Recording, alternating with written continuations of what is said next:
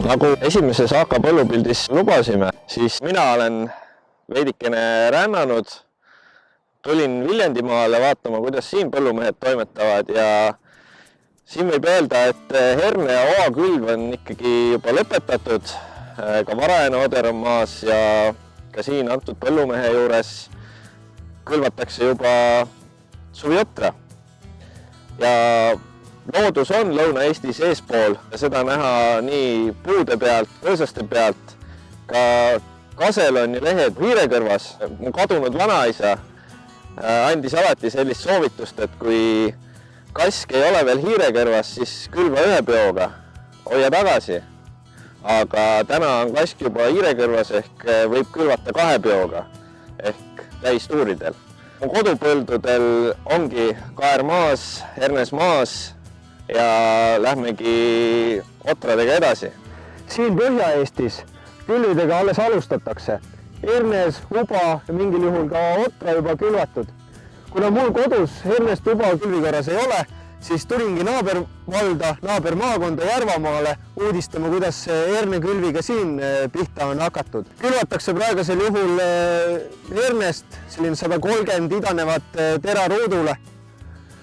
Töö käib täie hooga. Ütleks, et kohe aktuaalne on ka herbitsiidi kasutamine. Kristjan, võib-olla sullegi siit küsimus, et kuidas teie lahendasite, mis snitti saaksime meie võtta siia Põhja-Eestisse, sealt Lõuna-Eestist? Kasutatakse väga erinevaid lahendusi, aga kindlasti on võimalik praegu teha ka mullaherbitsiidi. Stompi näiteks ideaalne aeg teha ja kasutada ära mulla niiskust ning veekulu. Hoiame ikka selline 300 liitrit hektarile vähemalt, seda parema mõju me saame. Soovitus on pritsida hommikul kella 10-st pilise ilmaga kuni seal 2-3-ni.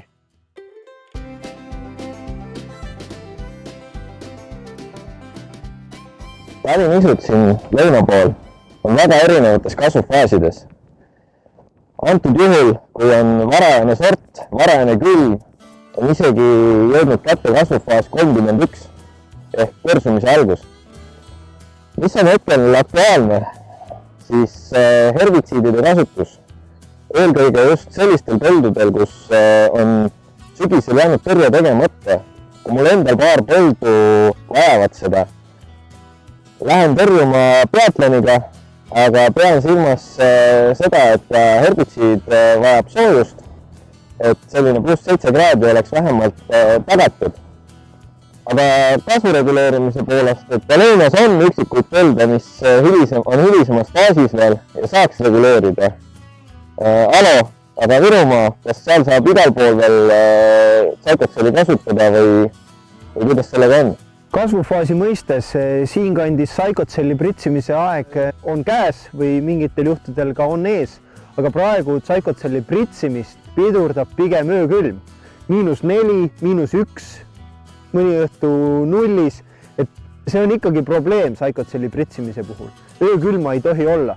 Tundub, et järgmise nädala lõpp öökülma oht väheneb ja ma usun, et ka siis on veel aega Põhja-Eestist Zycotseliga taimi suruda rohkem võrsuma, pritsida neid põlde, kus sügisel herbitsiidi pritsida ei saanud, tuleks teha sooja ilmaga, +7 kraadi, sest et siin virn, karekõrvik, mailane, kõik on elujõus ja ikkagi tarbivad seda väetist, mis siin kultuurtaimele antud on.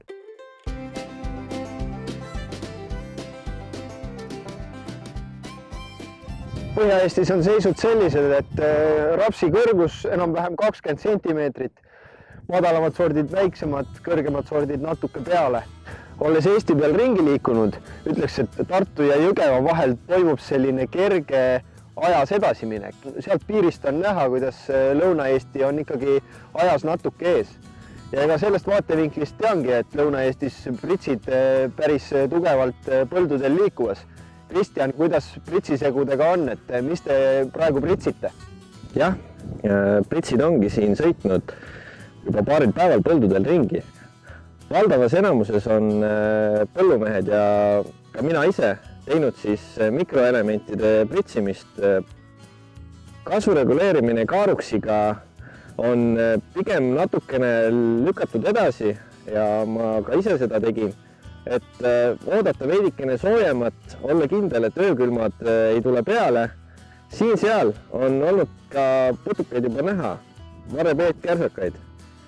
Aga ma arvan, et see jahedus, mis praegu on tulnud, see hoiab neid nüüd tagasi ja nii kui uuesti soojemaks läheb, siis on väga hea tõrjeaeg, et teha süsteemne putukate tõrje kaaruks 0,75 liitrit hektarile ja anda veel natukene juurde boori.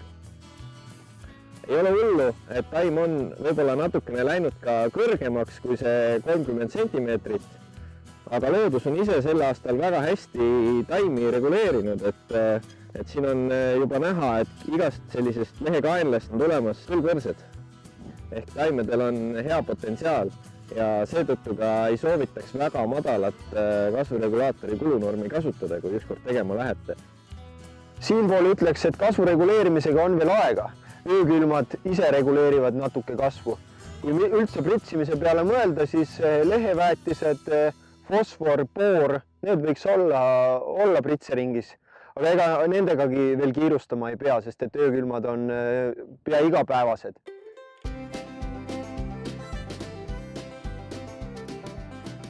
Talijõbrad on väga ilusad sel aastal.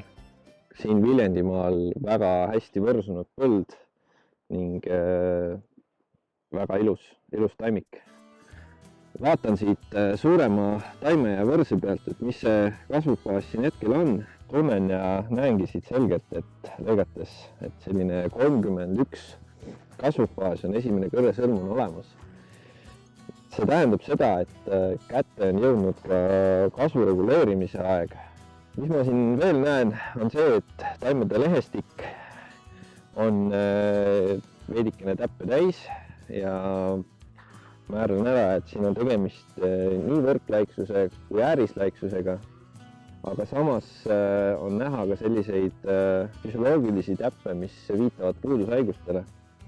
Et väga õige aeg oleks nagu anda selliseid mikroelemente nagu mangaan, vask, tsink, magneesium, et parandada taime toitumist.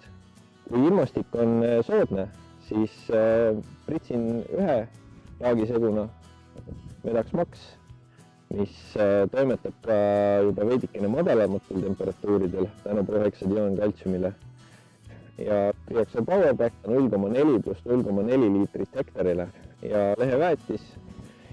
Kui ei ole veel soodne, siis kasutan esmalt leheväetist ning ilmastiku paranedes siis teen haigustõrje ja kasvu reguleerimise. Pärast uudiseid tuleb ilmateade.